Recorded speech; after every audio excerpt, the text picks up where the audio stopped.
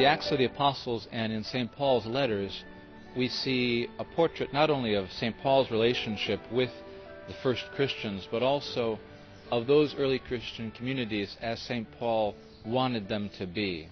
Above all, we see the enormous human affection that St. Paul had for the Christians, those first Christians. And his letter to the Philippians, for instance, he ends it speaking of them as his beloved brethren, his joy and his crown. Frequently he speaks of himself as their father, as a parent who sacrifices himself for his children, or even as a nurse protecting his children, in this case from the dangers of heresy and division.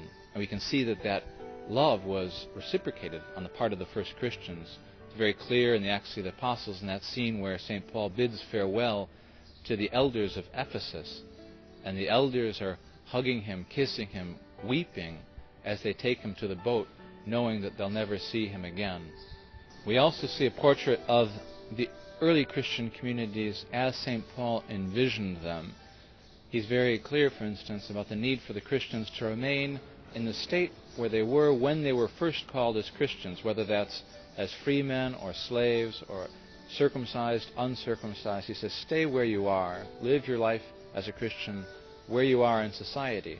And when he gives them moral rules, he talks about the situation in which they find themselves in society, whether it's as citizens under rulers or as parents looking over their children, husbands and wives, masters and slaves. And he tells them in those situations to respect authority. But in doing so, he's also telling them to transform those situations into schools, as it were, of Christian virtue, where they can live humility and a spirit of service towards everyone. He's also clear about the need for the Christians to work. They can't be idle. He says if someone doesn't want to work, let them not eat. But I would say that the key word, if we want to understand St. Paul's hopes for the Christian communities, is the word saints. St. Paul refers to those early Christians as saints, and that's a reminder that wherever they are, whether they're masters or slaves, husbands or wives, rulers or subjects, they are called to be holy, to be truly saints in that Greco-Roman world. And that's a message that can be still applied to us today.